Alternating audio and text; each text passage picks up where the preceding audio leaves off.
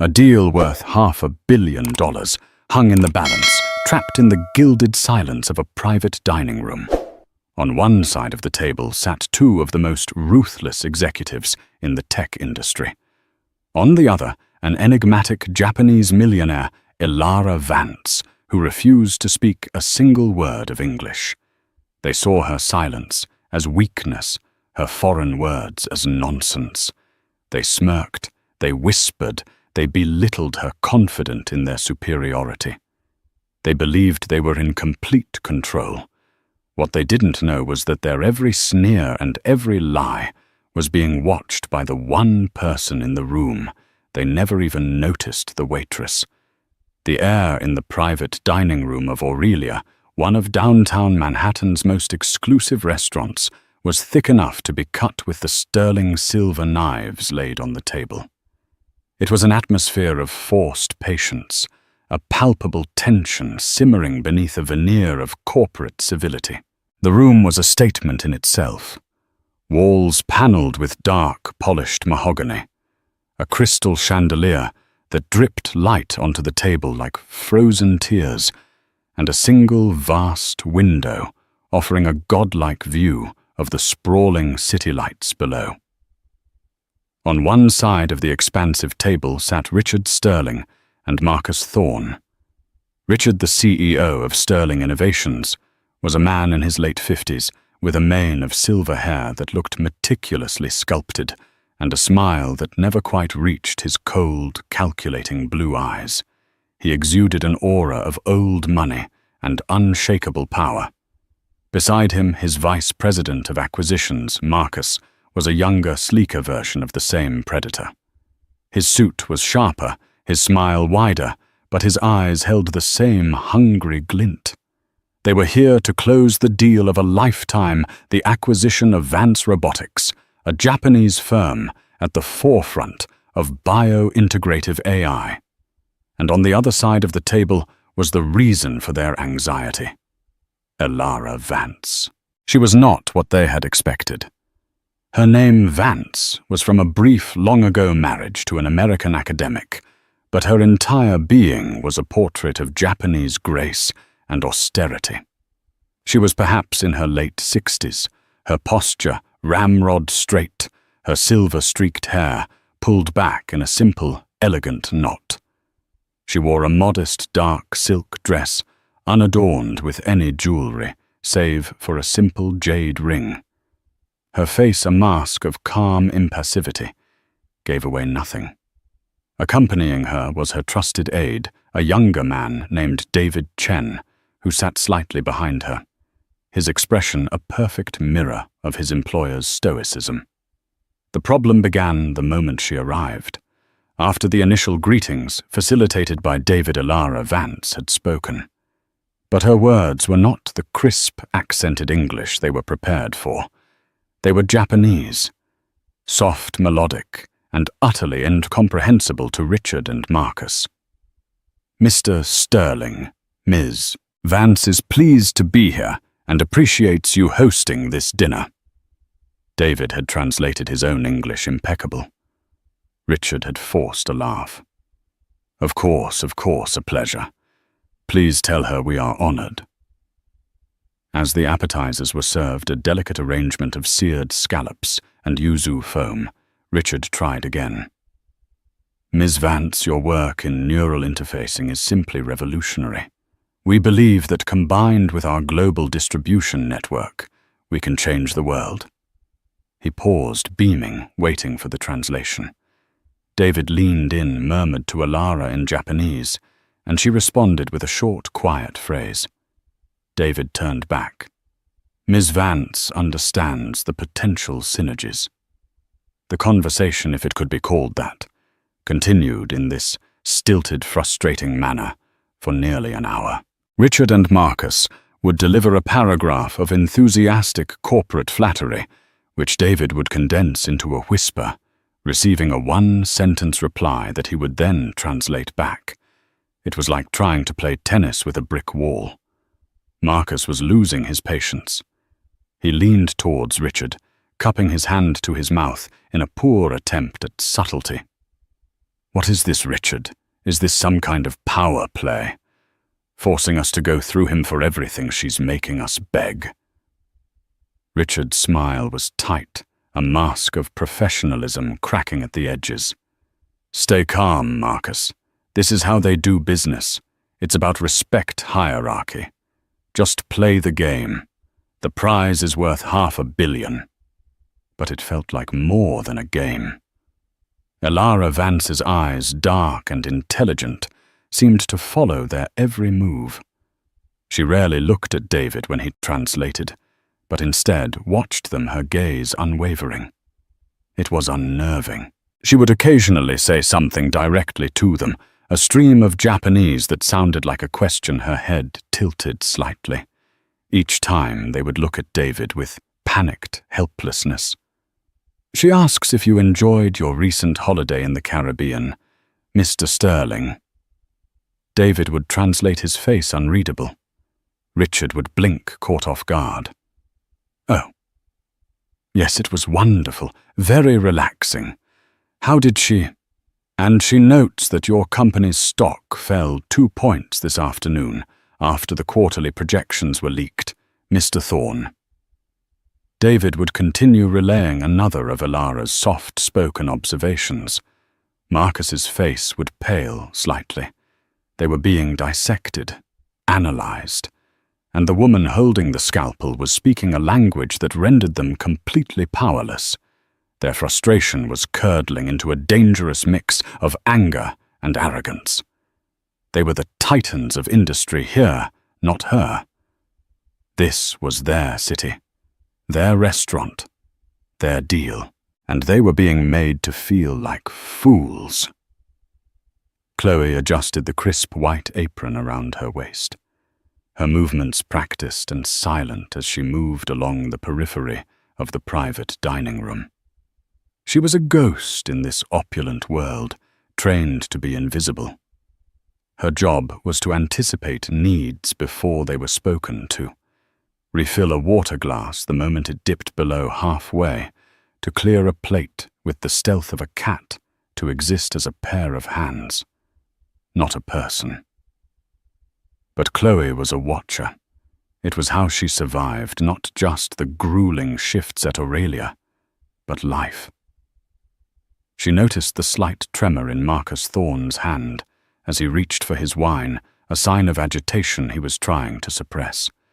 She saw the way Richard Sterling's affable smile was a thin, brittle shell over a chasm of impatience.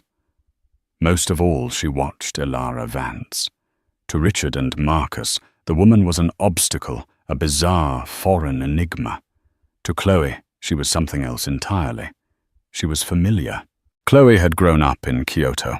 Her father was a cultural attaché at the American Embassy, a quiet academic who had fallen in love with the country and raised his daughter there for 15 years. She had attended a local Japanese school, her days filled with the rigorous cadence of the language her friendships forged in its nuances. Japanese wasn't just a second language to her. It was the language of her childhood, of scraped knees and first heartbreaks, of whispered secrets with her best friend Aiko. It was the language she still dreamt in, sometimes. Now working 2 jobs to pay her way through a fine arts degree at NYU those years felt a lifetime away. Here she was, just Chloe, the quiet waitress. No one knew that the soft flowing words spoken by Elara Vance were as clear as day to her, and what she heard made the fine hairs on her arms stand up. She heard the translations David Chen provided, and they were accurate, but they were also incomplete. They were literal. They were the sterile, functional words of a professional interpreter. What they lacked was the soul, the subtle honorifics, the intricate subtext that was woven into every syllable Elara Vance spoke. When Elara had asked about Richard's vacation, her tone hadn't been merely inquisitive. There was a layer of polite, almost surgical precision, a phrase that subtly implied, "I know you were conducting unofficial business on that trip." When she had mentioned Marcus's stock, dropping her choice of words was not just an observation. It was a delicate yet unmistakable expression of disappointment, the kind a teacher might use for a promising student who had failed a simple test. She was speaking in a highly formal, almost courtly dialect of Japanese one that conveyed immense authority and intellect. Chloe watched as Marcus, growing bolder with his frustration, launched a new tactic, a condescendingly simple English spoken loudly, as if Alara were deaf or simple-minded. "We are offering you a very good price," he said, holding up his fingers. "Lots of money." Chloe flinched. The insult was so profound, so deeply ignorant, that she felt a phantom sting of shame on his behalf. She saw Alara Vance's eyes for a fraction of a second flicker with something that looked like pain. Not anger, but a deep, weary sadness. David Chen's jaw tightened, but he remained silent, translating Marcus's boorish words dutifully. Alara responded, her voice still quiet, but with an edge, a sharpness that wasn't there before. David translated, "Ms. Vance understands the financial offer." But what Alara had actually said was, "Please tell this child that the buzzing of a fly is more disruptive to my thoughts than his shouting." Chloe nearly dropped the silver water pitcher she was holding. She steadied herself against the wall, her heart hammering. This wasn't a negotiation. It was a disaster. These men, in their blind arrogance, were dismantling a $500 million deal with every condescending word. And Alara Vance was letting them. She was observing their disrespect, cataloguing it, her silence a vessel for their contempt. The final straw came when Richard, convinced that the woman across from him was either playing a foolish game or was genuinely incompetent, decided to discuss strategy with Marcus openly right at the table. "Look, this is going nowhere," Richard muttered, leaning across the table as if Alara and David were merely furniture. "Let's just get to the final offer. We'll cut out the performance incentives for her executive team. She clearly can't manage them if this is how she behaves. We can absorb them into our own structure and save 20 million off the top. She'll never even know the difference. Just tell her it's a streamlined final offer." Marcus grinned, a flash of predatory teeth. "Brilliant. She's lost in her own world. He'll just translate whatever we tell him to." Chloe stood frozen by the service door, the cold metal of the handle pressing into her back. They were going to defraud her, right here in front of her, using her own childhood language as a shield for their deceit. They assumed her inability to speak English equated to an inability to understand complex deal structures. They saw a woman, not a titan. They saw a foreigner, not a genius. And in that moment, Chloe felt the 15 years in Kyoto rise up in her. She remembered her father teaching her that silence in Japan could be a sign of respect, of deep thought, of strength. It was not a vacuum to be filled with noise and arrogance. She looked at Alara Vance's face, at the profound, lonely intelligence in her eyes. It was the same look she'd seen in her own grandmother's eyes after her grandfather passed away, a woman surrounded by people who only saw her as a frail widow, not the pillar of strength she was. Her manager's voice echoed in her head. "You are invisible, Chloe. Do not speak to the guests unless spoken to. Ever." It was the cardinal rule. Breaking it meant instant dismissal. It meant rent wouldn't get paid. It meant her dream of finishing her degree would evaporate. But then she heard Alara Vance speak again, her voice almost a whisper. And this time it was not directed at the men. It was a soft, forlorn murmur almost to herself. "Is there no one here Who sees? Chloe's decision was made. Her job, her future, they felt small compared to the colossal injustice unfolding in this gilded cage. She pushed off the door, smoothed her apron, and walked toward the table, her heart a frantic drum against her ribs. As Chloe approached the table, the world seemed to slow down. Each step on the plush Persian rug was a deliberate act of defiance. The clinking of cutlery, the low hum of the city outside, everything faded into a muted background buzz. All that mattered were the four figures at the table locked in their tableau of misunderstanding and deceit. Richard and Marcus didn't even notice her at first. They were too busy smirking at each other, confident in their scheme. David Chen's head was bowed slightly, a portrait of resignation. Only Alara Vance's eyes lifted to meet Chloe's. For a fleeting second, Chloe saw a flicker of surprise in them, a momentary crack in the serene facade. Chloe stopped not beside Richard or Marcus, but at a respectful distance from Alara's side of the table. She took a slow, deep breath, the sterile, air-conditioned air, feeling thin in her lungs. This was it. She bowed. Not a deferential servant's nod, but a deep, formal bow from the waist, the kind she hadn't performed in years. It was a bow of profound respect, one reserved for an elder, a teacher, a person of immense status. The gesture was so unexpected, it sliced through the room's tension. Richard and Marcus stopped talking, their heads snapping in her direction. "What the hell is this?" Marcus muttered, a sneer twisting his lips. "Can we get some more wine here? Or—" His voice trailed off as Chloe straightened up, looked directly at Alara Vance, and spoke. Her Japanese was flawless. It was the Kyoto dialect of her youth, formal, humble, and clear as a temple bell. "Vance-sama." She began using the highest form of address, one that bordered on reverence. "Forgive my unforgivable impudence. I am but a humble servant here. However, to stand by and witness this discourtesy is a stain upon this house and my own honor. If you would permit me, I can help." The silence that followed was absolute. It was a stunned, deafening void. Richard and Marcus stared at her, their mouths literally agape. It was as if a piece of furniture had suddenly recited Shakespeare. This girl, the one who had been silently refilling their water, who they hadn't given a second glance, was speaking the very language that had been their wall of frustration all evening. David Chen's head shot up, his eyes wide with disbelief.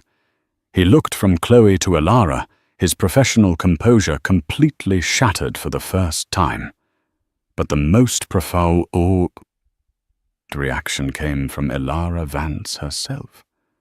The impassive mask she had worn all night crumbled. Her eyes, which had held a universe of lonely wisdom, welled up with sudden glistening tears. Her lips parted slightly, and a small, choked sound escaped her. It was a sound of immense, soul-shattering relief. It was the sound of a prisoner who, after years in solitary confinement, finally hears a voice speaking their native tongue. She responded to Chloe, her own voice, thick with emotion, yet still retaining its innate elegance. You understand?" she asked, her words a fragile whisper. "You understand what has been said?" "The meaning behind the words. I understand everything." "Vance-sama." Chloe replied, her own voice steady, despite the adrenaline coursing through her. "I grew up in Kyoto. I hear not only your words, but your heart." This exchange, lasting no more than 10 seconds, completely reconfigured the power dynamic in the room. Richard and Marcus were no longer in control. They were outsiders, locked out of a conversation that was suddenly flowing with more genuine emotion and meaning than anything they had managed in 2 hours. "What is she saying?" Richard demanded, his voice sharp with suspicion. He pointed a finger at Chloe. "Who are you? What did you say to her?" Chloe did not look at him. Her attention remained entirely on Elara. She was no longer just a waitress.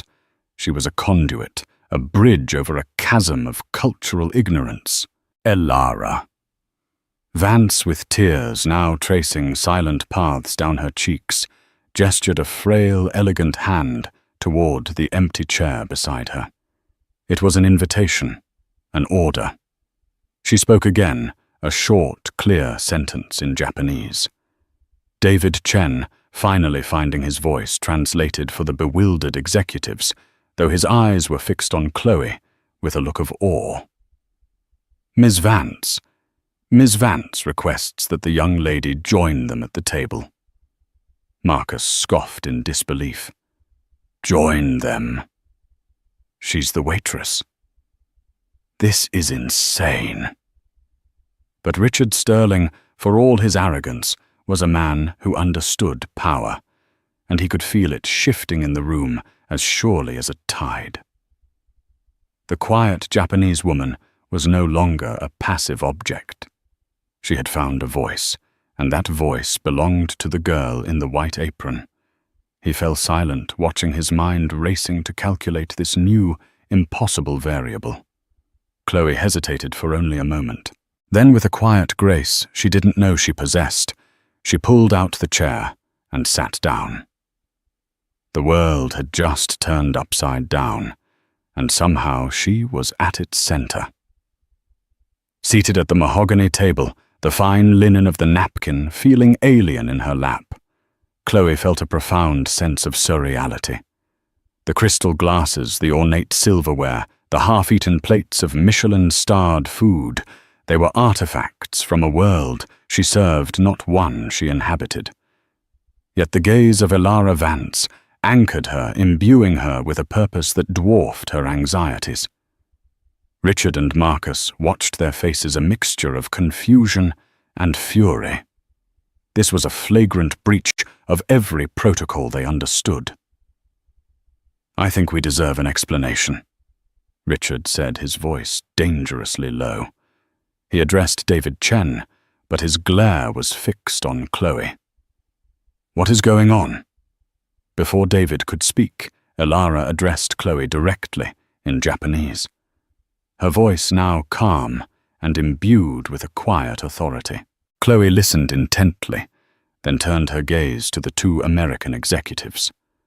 For the first time, she spoke to them, her voice clear and measured. "My name is Chloe. Ms. Vance has asked me to translate for her." She paused, letting the simple statement land. "She feels it is time for you to understand the full context of this meeting." David Chen nodded slowly, giving Chloe his tacit permission. He understood. His role as a purely professional translator was insufficient for what was needed now. What was needed was a human connection. Chloe turned back to Elara, who began to speak. She didn't speak of business of robotics or stock prices. She spoke of a rainy Tuesday in Tokyo 6 months ago. She spoke of a black car, a slick road, and the screech of tires that was the last thing she remembered before waking up in a world of muted colors and confusing sounds. As Elara spoke, Chloe translated her voice, becoming a vessel for the older woman's pain and frustration. 6 months ago. Chloe began her words, painting a stark picture in the opulent room. Ms. Vance was in a serious car accident. She sustained a traumatic brain injury, specifically to the parts of her brain that control language processing, Broca's and Wernicke's areas. She paused. Richard and Marcus exchanged a look of disbelief. "Her cognitive functions," Chloe continued, the words flowing through her memory, her intelligence, her brilliant engineering mind. "They are all perfectly intact. She is the same woman who built a global empire from nothing, but the injury has caused a specific and rare form of expressive aphasia. Chloe took a breath, ensuring she conveyed the gravity of the situation exactly as Alara was expressing it. When she is under stress, her brain defaults. It reverts to its most fundamental pathways. For her, that is her native language. The English she learned in her 20s is inaccessible, a locked room in her own mind. The more she tries to force the words, the more they slip away. The story hung in the air, heavy and shocking. Alara Vance was not being difficult. She was not playing a power game. She was wounded. She was trapped inside her own brilliant mind, able to understand everything, but unable to command the language her audience required. Why wasn't this disclosed? Marcus blurted out, his tone more accusatory than sympathetic. We've been wasting our time here. Alara's eyes flashed, and she spoke a sharp, single sentence. Dignity is not a line item in a quarterly report. Chloe translated her voice as sharp as Alara's. Ms. Vance did not want to be defined by her injury. She did not want pity, nor did she want to be seen as a liability by the company she dedicated her life to building. This deal is not just an acquisition for her. It is her legacy. She has to know that the people she is entrusting it to are people of character, not just opportunists. Chloe's translation was imbued with the fierce pride she heard in Alara's Japanese. She came here tonight to look you in the eye, to gauge your character, your patience, your empathy. She believes you can learn more about a person from how they act when they are confused than when they are comfortable. A wave of shame so potent it was almost visible should have washed over Richard and Marcus. Their condescension, their loud, slow-talking insults, their whispered conspiracy to cheat her, all of it had been a test they had failed spectacularly. But shame was not a currency Richard Sterling dealt in. He saw not a tragedy, but an opening, a weakness to be exploited. His mind, ever the calculator, was already re-evaluating the deal based on this new information. A vulnerable seller, a seller with a brain injury. He leaned forward, his earlier frustration replaced by a slick, predatory sympathy. Miss Vance. Alara. My God, that's terrible. We had no idea. Please accept our deepest apologies. Of course we understand. And we want to help. His eyes gleamed. In fact, this makes everything so much simpler. We can take the burden off your shoulders. We can expedite the deal, handle the details, so you can focus on your recovery. There's no need to trouble you with the complex clauses and performance metrics. Marcus quickly caught on his expression, shifting to one of mock concern. Yes, absolutely. The last thing you need is more stress. We can sign a letter of intent tonight, a simple one, just to get the ball rolling, for your own good. Chloe felt a chill creep up her spine as she translated their words. She relayed the meaning, the sympathetic tone, but she also saw the truth behind their eyes. They were sharks that had just scented blood in the water. They weren't seeing a person to be respected. They were seeing a target to be taken down. Alara Vance listened to the translation, her face unreadable once more. She then looked at Chloe, and in her eyes, Chloe saw a flicker of the same weary disappointment she had seen earlier. The test was not over. In fact, it had just entered its most dangerous phase. The dinner was no longer a dinner. It was a battlefield, and Chloe, the waitress, was now standing on the front line, armed with nothing but her understanding of 2 languages and a growing sense of dread.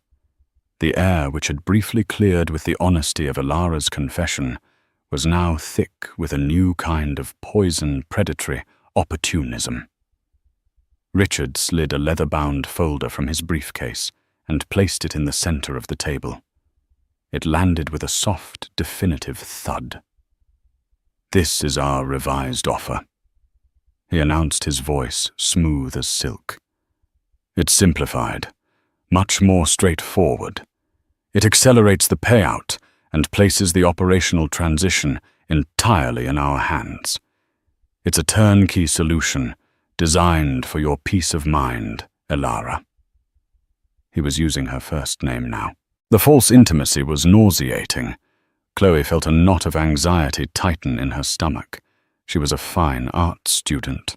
She knew about Renaissance painters and modernist sculpture, not leveraged buyouts and equity transfers. But she had to try. She had to be more than a mouthpiece. Elara gestured for Chloe to examine the document. As Chloe picked it up, she felt the weight of it. The cold, smooth paper filled with dense, legalistic text. She began to read the key clauses aloud to Elara in Japanese, her voice slow and careful. As she did, she could feel Richard and Marcus watching her, their patience already wearing thin. "Clause 7b," Richard interrupted, "is a standard indemnity clause, just legal boilerplate. We can skip that." "Section 12, Marcus added, just outlines the redundancy protocols for her executive team. It's really just a formality." They were trying to direct her to control the flow of information, but as Chloe read, certain phrases snagged her attention. She had spent enough late nights helping her diplomat father proofread documents to recognize the scent of deliberately obtuse language. "One moment," Chloe said, holding up a hand. She looked at Elara and switched to Japanese. "Vance-sama. They are glossing over these sections, but the language here is evasive. Clause 7b is not a standard indemnity clause. It appears to give their company unilateral power to renegotiate all of Vance Robotics' existing intellectual property licenses after the merger. They could sell off your core patents." Elara's eyes narrowed almost imperceptibly. She gave a slight nod for Chloe to continue. "And Section 12, Chloe went on, her heart pounding, "is not about redundancy.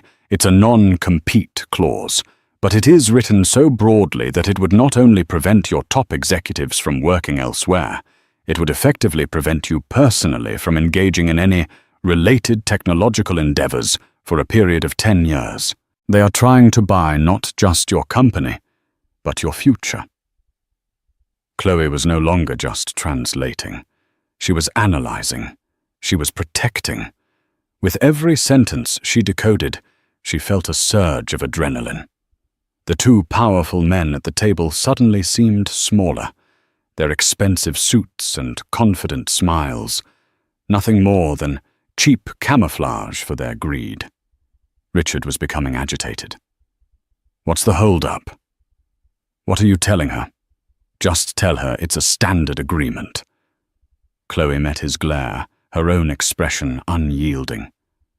"I am ensuring Ms. Vance understands the full and precise meaning of every clause, Mr. Sterling. As you can appreciate, clarity is paramount in a deal of this magnitude." Her formal corporate language coming from a waitress seemed to stun him into momentary silence. Elara then posed a question in Japanese, her tone deceptively light. Chloe translated. "Ms. Vance is curious about the revised valuation of the company's R&D division. The initial offer had it pegged at $100 million. In this new document, that figure appears to be absent, folded into a general assets category." Marcus waved a dismissive hand. "It's a clerical simplification. The overall number is what matters. It's all in there, don't worry." Elara spoke again, her words soft, but carrying the weight of steel. Chloe's translation was precise. "Vance-sama says that in her experience, when a number of that size becomes silent, it is rarely for clerical reasons. She asks you to point to the exact line item where the value of her life's research is accounted for. A bead of sweat trickled down Marcus Thorne's temple. He and Richard began flipping through their copies of the document, a frantic rustling sound that filled the room. They were flustered. They had assumed their opponent was incapacitated, that the translator was a simple tool. They had never expected such surgical, informed questioning. They had never expected Chloe. Elara Vance sat back in her chair, a picture of absolute calm. She took a delicate sip of her tea. For the first time all evening, a tiny, almost imperceptible whistle touched the corners of her lips. She was not the wounded animal they had perceived. She was a hunter, and she had just watched her prey walk confidently into a trap of their own making. Chloe realized with a jolt that Elara's questions weren't just for information. She already knew the answers. She understood the contract perfectly. The aphasia affected her ability to speak English, not to read it. She hadn't needed a translator for the words on the page. She had needed one for the men in the room. She had needed a witness. The entire evening, the silence, the confusion, her apparent vulnerability, it had all been the most elaborate high-stakes character test imaginable. And now it was time for the final exam. The atmosphere in the room had transformed. The cloying scent of predatory confidence had been replaced by the acrid smell of panic. Richard and Marcus were whispering furiously to each other, their heads bent over the contract, unable to find the justification they needed. Their carefully constructed facade of control was crumbling into dust.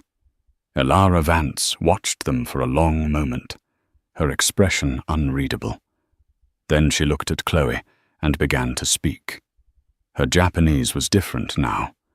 The soft, formal tones were gone, replaced by a voice that was crisp, commanding, and utterly resolute. It was the voice of a CEO, a leader, a woman who had bent the male-dominated world of technology to her will. Chloe listened, her eyes wide. The instructions were specific, the message devastatingly clear. She took a deep breath, straightened her back, and prepared to deliver the final blow. She turned to Richard and Marcus, whose frantic whispering ceased as they saw the look on her face. "Gentlemen," Chloe began, her voice ringing with an authority that was not entirely her own, "Ms. Vance has instructed me to convey her final decision." She let the words hang in the air, the silence stretching into an uncomfortable eternity. "First," Chloe said, her gaze locking onto Richard, "regarding your attempt to bury the intellectual property clause, Ms. Vance recognizes this as a blatant attempt to asset strip her company, effectively stealing the core technology patents that are the soul of Vance Robotics. She considers this not just a breach of good faith, but a profound personal insult." Richard's face went pale. "Second," Chloe continued, turning to Marcus, "regarding the deceptively worded non-compete clause. Ms. Vance finds it amusing.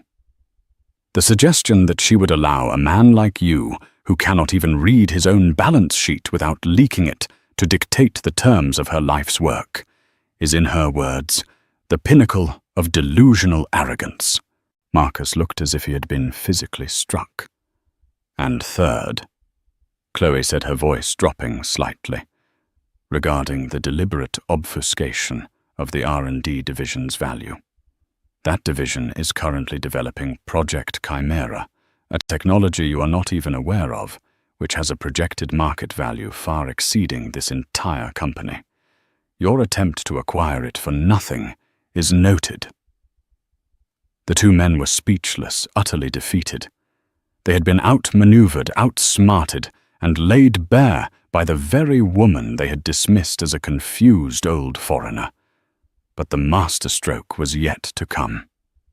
Elara spoke one final time, in Japanese, a short, simple phrase. As she did, her aide David Chen, who had been silent for over an hour, reached into his jacket and pulled out a small, sleek digital audio recorder. He placed it on the table and pressed a button. Richard's voice, tinny and distorted, filled the silent room. "Let's just get to the final offer. We'll cut out the performance incentives for her executive team. We can absorb them into our own structure and save 20 million off the top. She'll never even know the difference." Marcus's voice followed, dripping with contempt. "Brilliant. She's lost in her own world." The recording played their entire whispered conversation, every greedy, dismissive and fraudulent word echoing in the opulent dining room like a death sentence. When it finished, a profound silence descended. Richard Sterling looked ashen, his silver hair suddenly seeming less distinguished and more like the mark of an old, tired fool.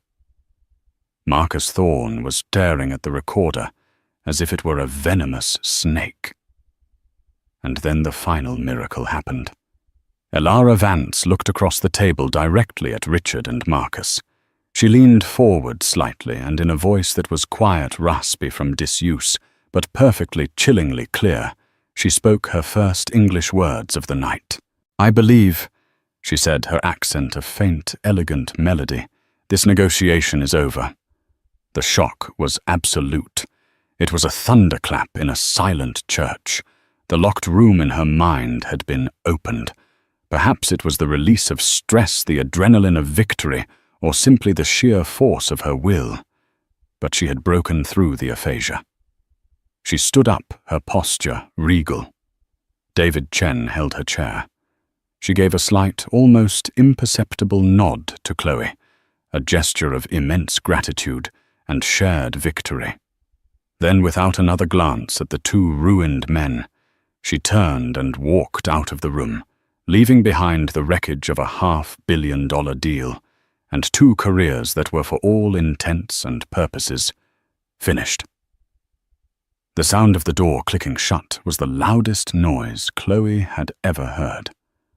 Of course, here is a rewritten and significantly expanded version of Part 7, delving deeper into the emotional and psychological aftermath for Chloe, drawing out the tension and making the life-changing offer a more detailed and profound moment. Chloe stood alone in the private dining room, a ghost in a gilded cage that had suddenly become a tomb. The silence left in Elara Vance's wake was not peaceful.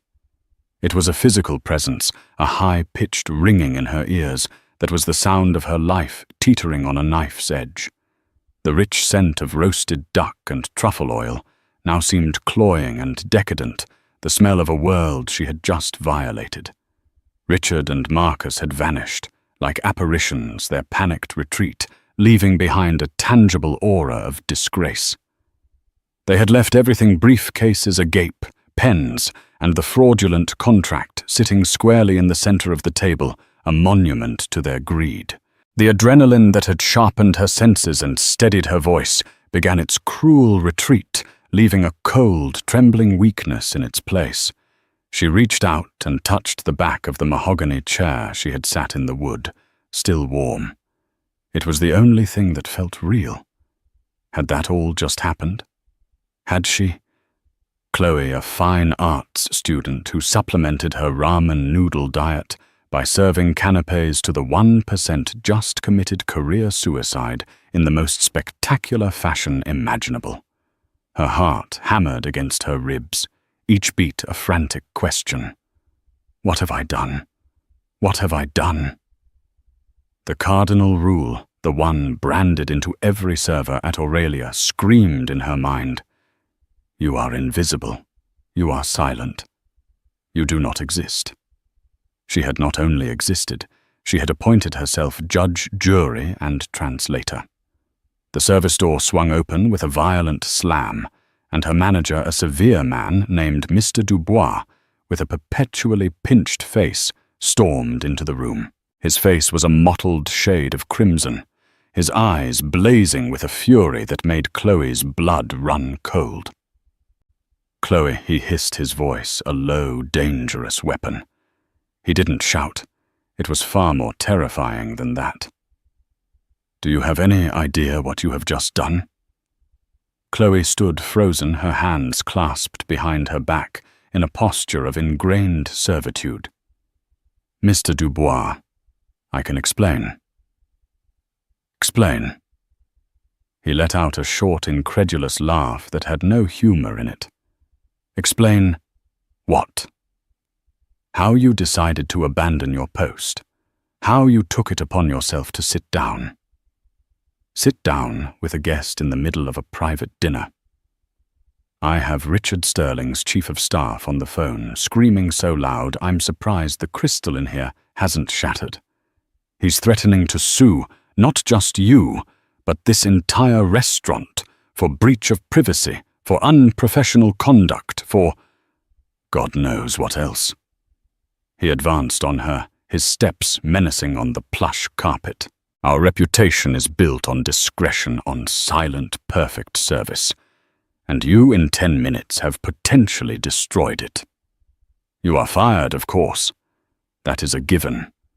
But I assure you, you will be so blacklisted in this city, you won't be able to get a job washing dishes in a back-alley diner.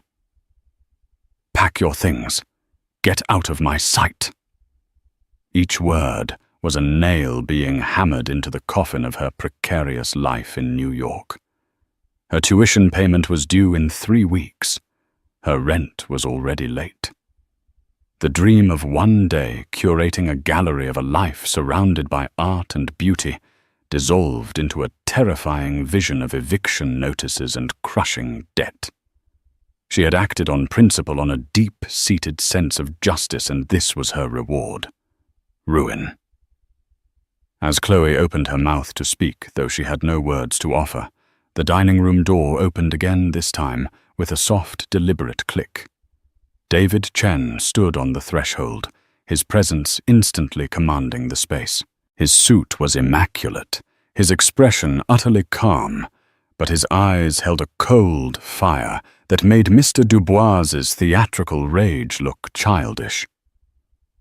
"I believe you are mistaken," David said, his voice quiet, yet carrying an authority that sliced through the manager's tirade.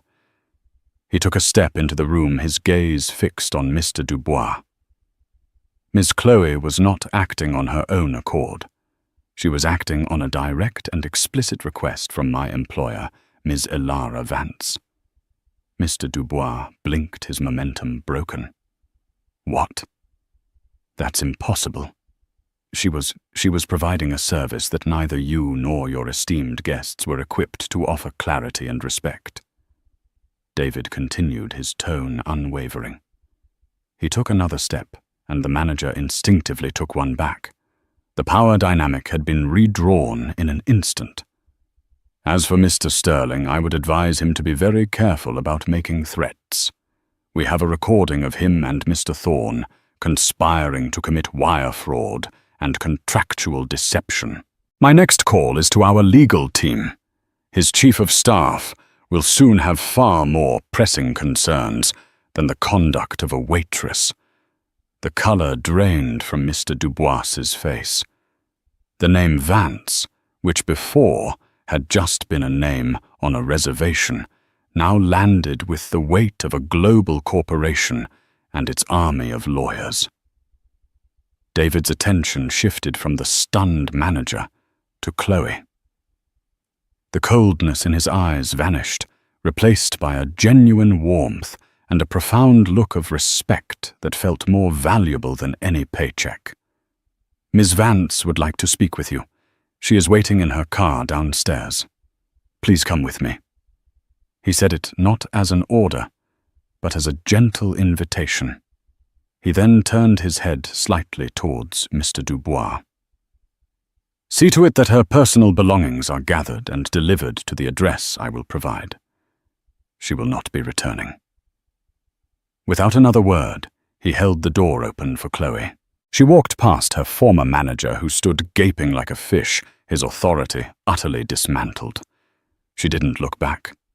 She walked through the bustling main dining room, where other servers and staff paused their work to stare whispering behind their hands.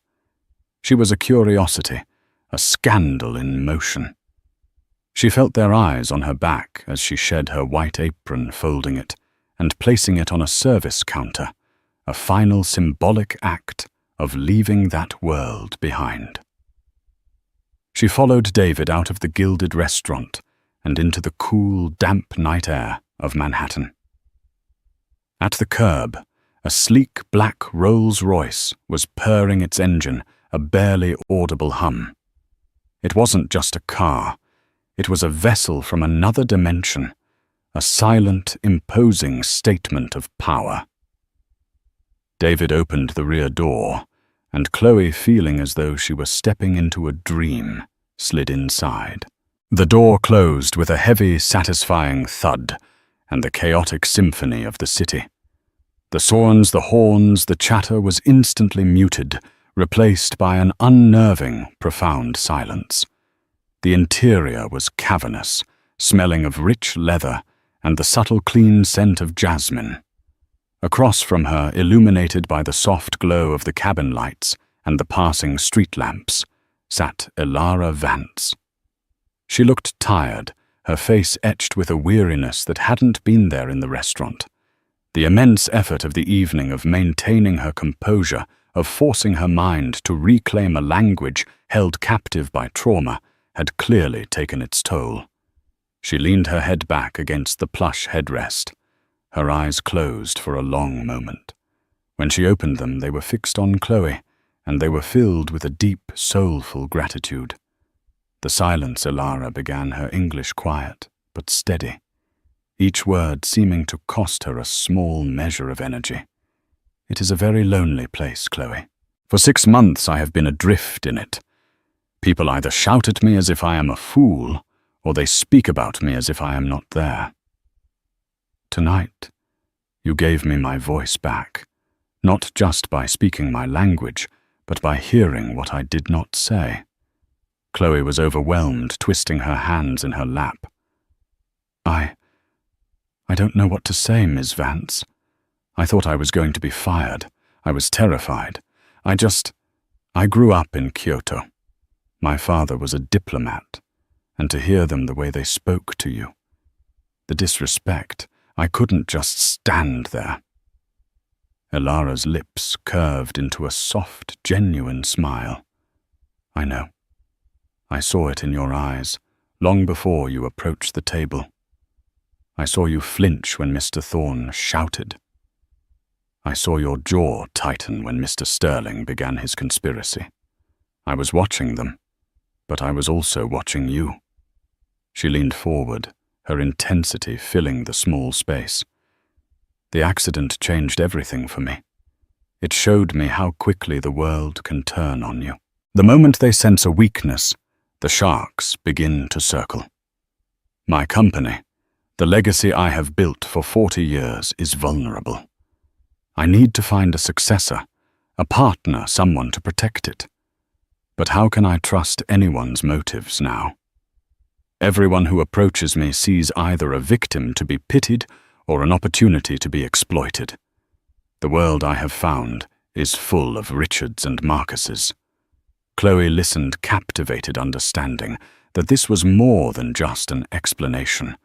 It was an unveiling of the woman behind the myth.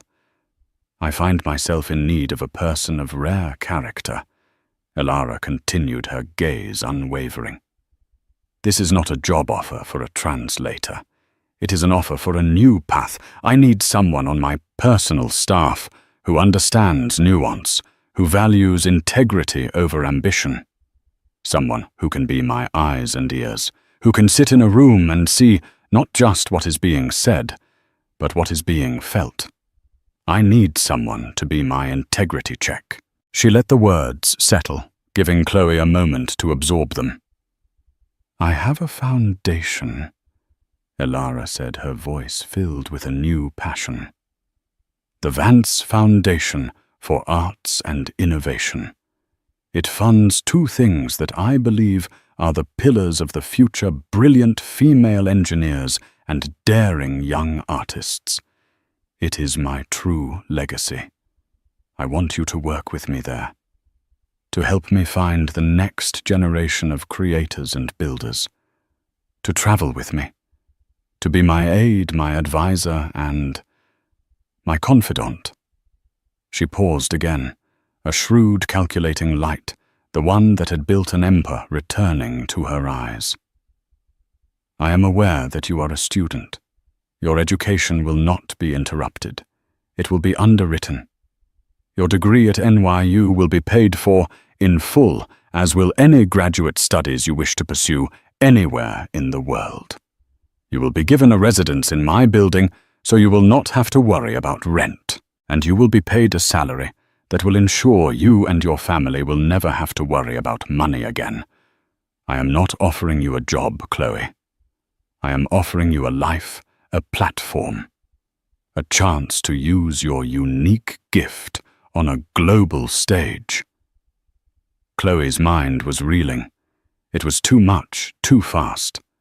Her tiny apartment with its leaky faucet, the mountain of student loan debt, the constant grinding anxiety of just trying to survive in the city Elara was offering to wipe it all away with a few sentences. But it was more than that. It was an offer of purpose, of meaning. It was an invitation to step out of the shadows and into the light. The sheer scale of it was terrifying, a leap into an unknown, so vast she couldn't see the other side. "Why me?"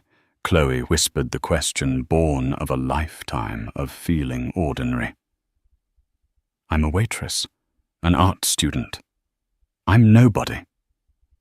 Elara reached across the space and for a fleeting moment rested her hand on Chloe's. Her touch was light, but it grounded Chloe in the surreal moment. "Do not ever say that," Elara said, her voice firm, but kind. "Richard and Marcus are somebodies. They have titles, reputations, fortunes. They see the world as a spreadsheet of assets and liabilities. They calculate, they leverage, they acquire. But they are blind. You see people. Tonight you saw me when I was invisible to everyone else. That is not a skill you learn, Chloe. It is a fundamental part of who you are. And in my world, a world built on artifice and ambition, that gift is a superpower. I do not need another calculator in my life. I need someone who can see." Tears welled in Chloe's eyes, not of sadness or fear, but of a profound, overwhelming sense of being truly seen for the first time in her life. The years of being a quiet observer, of feeling like a ghost in her own life, had not been for nothing. It had all been training for this single moment. She took a deep, shaky breath, the air in the silent car, feeling charged with her future. She looked into Elara Vance's eyes and saw not a millionaire or a tech mogul, but a mentor, a kindred spirit. A new door was opening, and she knew with a certainty that settled deep in her soul that she had to walk through it. "Yes," Chloe said, her voice clear and strong. "Yes, Miss Vance, I would be honored." A brilliant, beautiful smile spread across Elara's face. "Elara," she corrected gently. "From now on, you will call me Elara." As she spoke, the car pulled away from the curb, gliding silently into the river of traffic. Chloe looked out the window at the towering skyscrapers of Manhattan, their lights twinkling like a galaxy of earthbound stars. Just an hour ago, she had been a tiny, insignificant speck in that vast, indifferent city. Now, as the Rolls-Royce moved through the night, she felt like she was finally on her way to becoming one of them. The journey was just beginning. What you just heard wasn't just a story about a business deal. It's a story about the masks we wear, and the snap judgments we make every single day. It's about how we constantly underestimate the people around us, the quiet colleague in the office, the cashier at the grocery store, the waitress serving our table. We see a uniform, a job title, a silent exterior, and we fill in the rest with our own prejudices. But behind every pair of eyes is a universe of experience, a hidden strength, a voice waiting for the right moment to be heard. Elara Vance wasn't a victim. She was a queen testing her court. And Chloe wasn't just a waitress. She was the only one worthy of entering it. If this story moved you and reminded you of the extraordinary power of ordinary kindness and perception, please give this video a like and share it with someone who needs to hear it. And don't forget to subscribe and hit the notification bell for more real-life stories that reveal the incredible truth that heroes are all around us, often in the most unexpected of places. Thank you for listening.